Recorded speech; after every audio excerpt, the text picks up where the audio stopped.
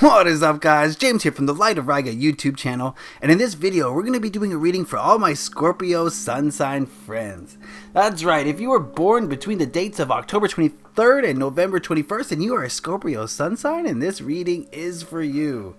In this video, we're going to be doing a reason for worry and stress spread. You know, we all have worry, we all have stress, and sometimes we don't really know the reason why. And this is what this spread aims to tell us. This is going to be a general overall reading. So if you want a more specific reading tailored just for you, then head on over to my Etsy shop. And the link is in the description, and you can peruse all the readings I have there where I tap into your specific energies to give you a reading. But this is going to be a general overall reading, so it's not going to be too specific, but I think it's generally going to apply to most Scorpios. My fellow Scorpio friends, I'm a Scorpio as well, and we just had a moon in our sign, so big things happening for Scorpios these days. And I'm going to be using the Thelema Tarot to get to the bottom of this. It's a 3-card spread. And if you will, just give me a moment to center myself and ask the Tarot the question, what are the reasons for worry and stress in the lives of Scorpio sun signs?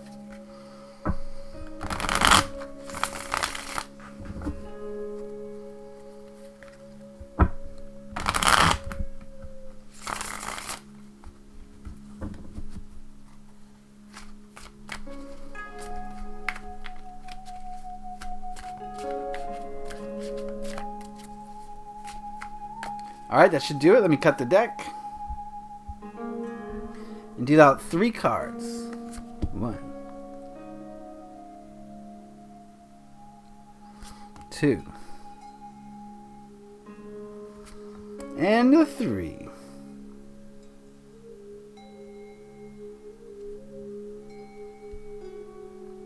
I like them to be evenly spaced. Alright, give me just a moment to sit with these cards and kind of reflect and figure out what they're trying to tell me.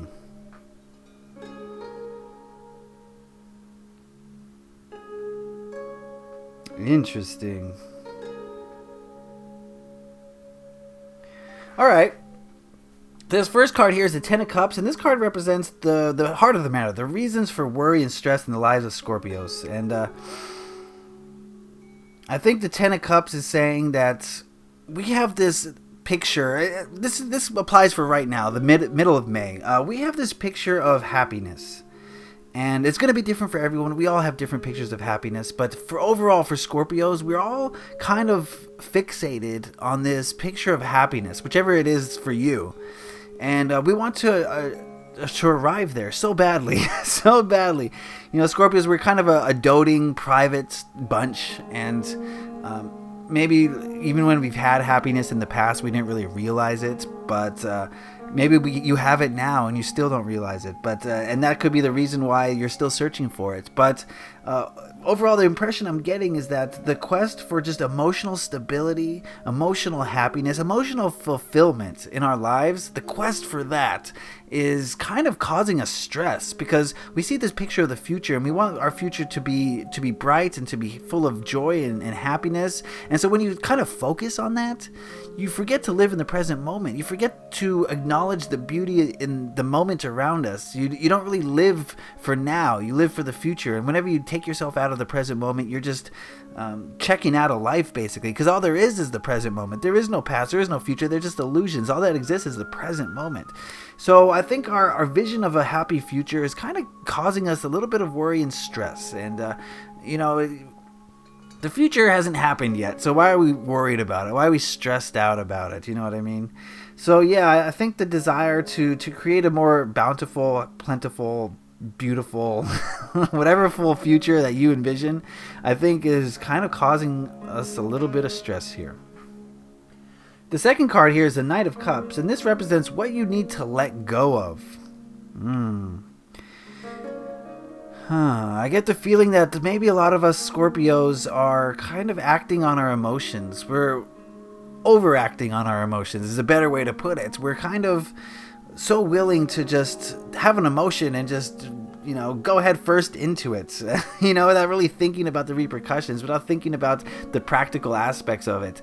I know that's pretty vague, but, you know, whenever I see the Knight of Cups, I see a person who really has their heart on their sleeve, and they're going to follow their emotions wherever it takes them. They're going to maybe act out on their emotions without thinking too much about it, and they're going to put their emotions onto the playing field. You know what I mean? Without fully, checking in with their other aspects, with their intellect, or with the grounded world around them, right? So I think what we need to let go of is the reactionary response to our emotions. That's the way to put it. A lot of us act in a reactionary sort of way. We allow our emotions to kind of dictate our lives a little bit.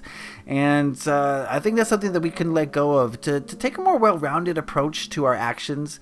Really think about our actions before we do them. Make sure that they're not going to hurt anybody. Make sure that they're not going to hurt ourselves, and make sure that we're doing it for the highest good rather than for our own self-interest. Yeah, that's the feeling I'm getting here. So be a little bit more conscious about how your emotions are controlling you. This card here represents actions you can take to improve your situation. And we have the Seven of Pentacles. Okay. This card is asking, in order to have a more well-rounded approach to life, we got so much, we're Scorpios, we're emotional people. We may hide it a lot of the time, but we're so emotional.